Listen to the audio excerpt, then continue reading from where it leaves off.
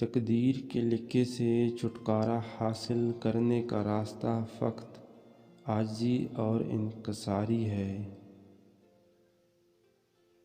سچا عاشق اپنے دل کے درد سے ثابت ہوتا ہے۔ دل کی بیماری جیسی کوئی بیماری نہیں ہے۔ محبوب بننا تو ہر کسی کے بس میں نہیں، لیکن عاشق بننا تو بہت آسان ہے۔ اگر اللہ نے تمہیں اپنا محبوب بنایا تو تم اللہ کے عاشق بن کر زندگی کا لطف اٹھاؤ، کیونکہ شدید محبت کا حقدار صرف اللہ تعالی ہے۔ دل کا علم وہ ہے جو الہام اور وحی سے حاصل ہو۔ صرف پیسہ ہی رزق نہیں، بلکہ عقل، ادب، چہرہ، اولاد، علم بھی رزق ہیں، اور اس سے بڑی بات کہ بہترین دوست بھی رزق میں شامل ہے۔ اگر آنکھ کی بینائی ختم ہو جائے تو انسان رات اور دن میں فرق نہیں کر سکتا۔ اسی طرح اگر انسان دل کا اندھا ہو جائے تو وہ حق اور باطل میں فرق نہیں کر سکتا۔ چہرے کا رنگ دل کی حالت کی علامت ہے۔ مولانا رومی سے کسی نے پوچھا کہ کون سی موسیقی حرام ہے؟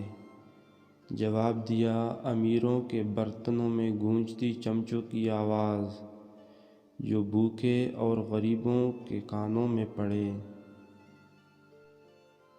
اگر تم محبت کے پاکیزہ راستے پر چلنا چاہتے ہو تو پہلی شرط یہ ہے کہ تمہیں عاجز ہونا پڑے گا، دھول اور خاک کی طرح۔ اللہ تعالیٰ کی طرف سے مصائب تنبیہ کے لیے آتے ہیں۔ یہ عین رحمت ہوتے ہیں تاکہ تجھے غفلت سے بیداری حاصل ہو۔ کنواں کھودنے والے کنویں میں جا گرتے ہیں۔ کوئی برا آدمی سزا پائے بغیر نہیں رہتا، اور اچائی جزا پائے بغیر نہیں ہوتی۔ حق پر یقین رکھو اور باقی جو ہوتا ہے ہونے دو۔ ہر دل میں ایک کھڑکی ہوتی ہے جس سے آپ اپنے دل سے دوسرے کے دل میں دیکھ سکتے ہو۔ کسی نے مولانا جلال الدین رومی رحمۃ اللہ علیہ سے پوچھا کہ دنیا کیا ہے؟ فرمایا، ہر وہ چیز دنیا ہے جو تمہیں اللہ سے دور کر دے۔ انسان کو خدا نے بہترین سانچے میں ڈال کر پیدا کیا ہے۔ جنتی اور جہنمی وہ بعد میں بنتا ہے۔ میں مر جائے تو عشق پختہ ہو جاتا ہے۔ یاد رکھنا دوستو، اگر آپ محبوب کا قرب چاہتے ہیں پھر ایک دوسرے سے محبت کرو، چاہے ان کی موجودگی ہو یا غیر موجودگی، صرف ان کی بھلائی دیکھیں۔ جو خوبصورتی تم مجھ میں دیکھتے ہو وہ دراصل تمہارا ہی عکس ہے۔ اچھی صورت دل کو متاثر کرتی ہے، جبکہ اچھی سیرت روح کو۔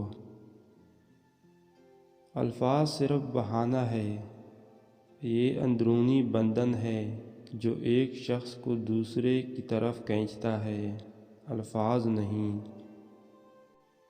سب مر کر قبروں میں جاتے ہیں، لیکن اچھا انسان مر کر لوگوں کے دلوں میں چلا جاتا ہے، اور لوگ یاد کے ذریعے اسے زندہ رکھتے ہیں۔